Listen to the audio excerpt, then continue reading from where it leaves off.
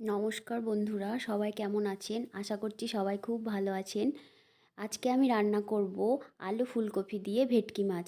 তার জন্য লাগছে ভেটকি মাছ, আলু, ফুলকপি আর মশলা নিয়ে নিয়েছি পেঁয়াজ, রসুন, আদা, রাঁধুনি, গোটা জিরে, লবণ, হলুদ, লঙ্কা, টমেটো, ধনেপাতা। মাছটার মধ্যে লবণ আর হলুদ মাখিয়ে নেব।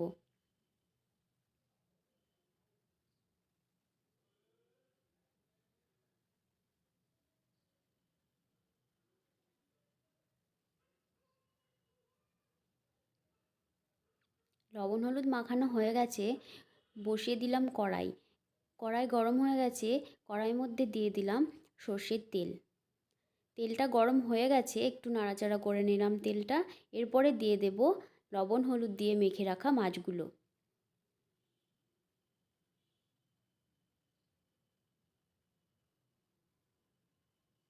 ভেটকি মাছ অনেকজন অনেকভাবে রান্না করে থাকেন, এইভাবে একবার রান্না করে দেখতে পারেন।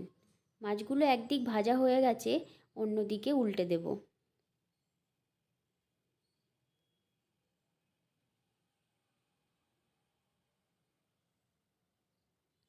দুদিক ভালো মতো ভাজা হয়ে গেছে, মাছটা তুলে নেব।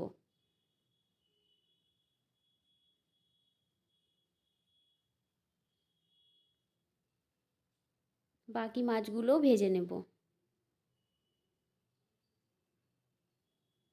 রান্নার ভিডিওটা স্কিপ না করে পুরো ভিডিওটা দেখতে থাকুন, আশা করছি আপনাদের ভালো লাগবে। একদিক ভাজা হয়ে গেছে, অন্যদিকে উল্টে দেব।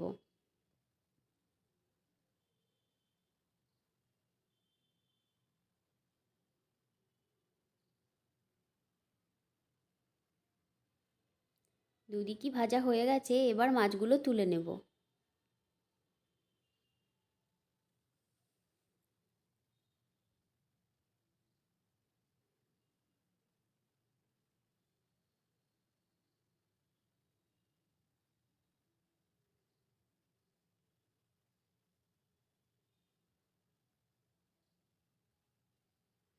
ওই তেলের মধ্যে দিয়ে দেব কেটে রাখা ফুলকপি।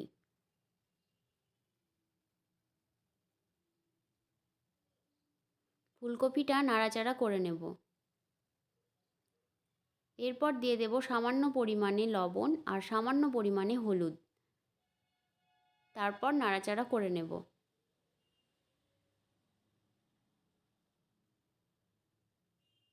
ফুলকপিটা আমার ভাজা হয়ে গেছে, ফুলকপিটা তুলে নেব।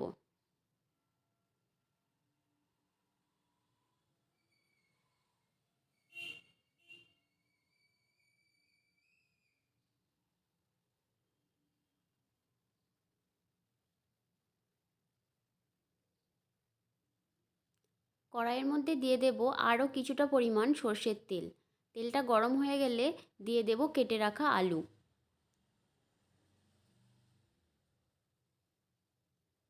আলুটা দেওয়ার পর নাড়াচাড়া করে নেব। এরপর দিয়ে দেব সামান্য পরিমাণে লবণ আর সামান্য পরিমাণে হলুদ। আলুটা ভেজে নেব। আলুটা আমার ভাজা হয়ে গেছে, আলুটা তুলে নেব।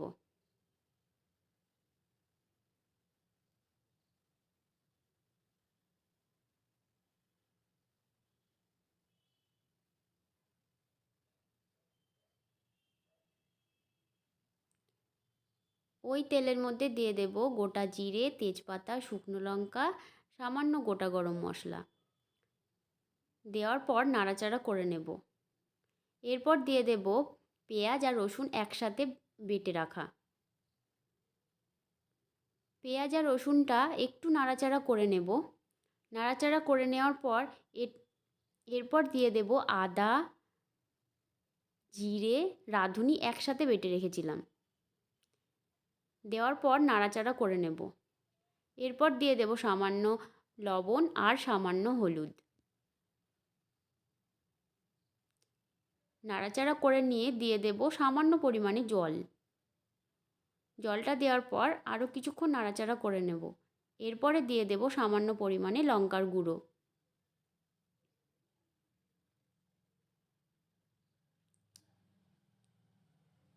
নাড়াচাড়া করে নিতে নিতে এরপরে দিয়ে দেব কেটে রাখা টমেটো। এখানে আমি একটা টমেটো দিয়েছি। মশলাটা ভালো মতো কষে গেছে। কষানোর পর দিয়ে দেব ওর মধ্যে ভেজে রাখা আলু আর ফুলকপি। আলু আর ফুলকপি ভালো মতো মশলার মধ্যে নাড়াচাড়া করে নেব।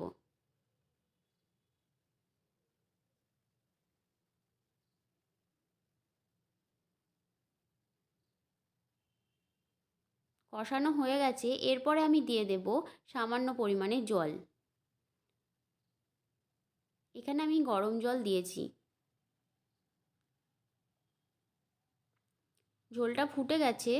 এরপরে আমি দিয়ে দেব ভেজে রাখা মাছ।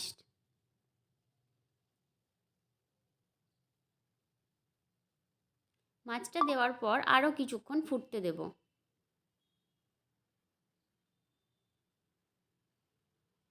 রান্নাটা যদি আমার ভালো লেগে থাকে প্লিজ একটা লাইক কমেন্ট করার অনুরোধ রইল।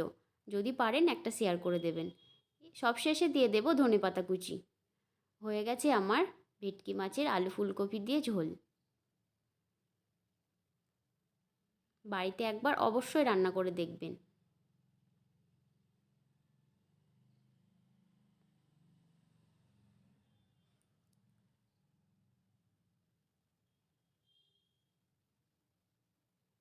এবার আমি গ্যাসটা অফ করে দেব।